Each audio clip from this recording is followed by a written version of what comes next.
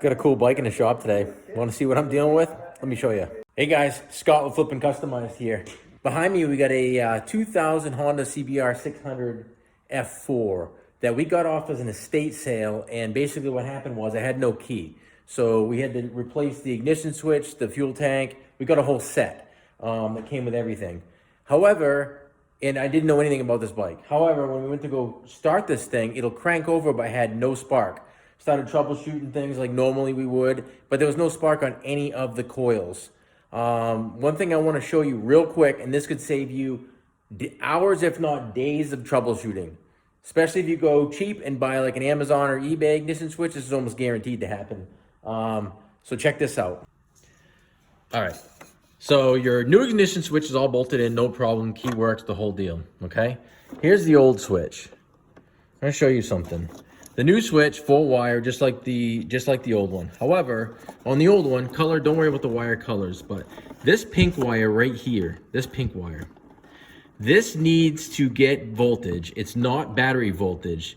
It runs through a diode right there. Oh, I can see my thumb. I'll put my thumb on it right there. It's soldered in. There's a diode on there. That diode drops the voltage down to, I believe, 9 volts. That feeds the end of pink wire right here on the CDI box. Therefore, cutting out or allowing your ignition to have spark. So, after hours and hours of troubleshooting, come to find out, the new ignition switch does not have that. There was no voltage getting to that pink wire, therefore no spark no matter what you try to any of the coils. However, not having the key, I had to cannibalize this thing. So I gotta manipulate the screwdriver here. So hold on, stand by. Get this thing to turn on. Hold on. All right, sorry guys, I had to put the phone down for a minute.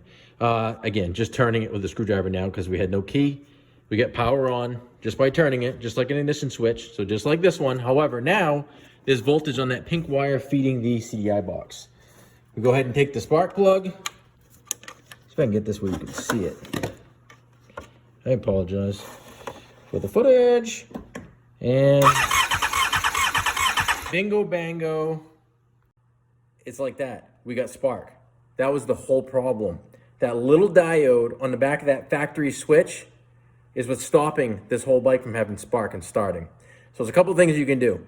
You can go ahead and take that diode right out and solder it into the circuit of your new switch.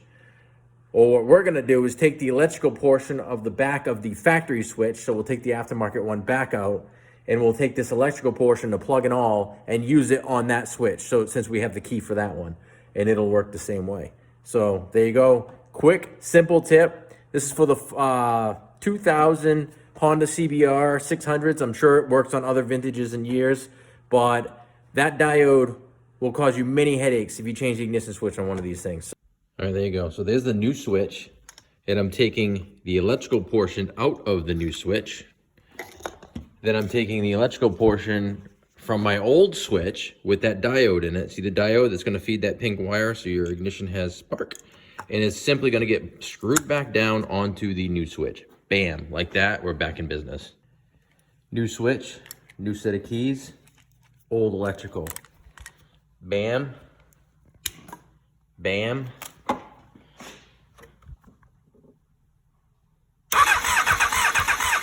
Bam.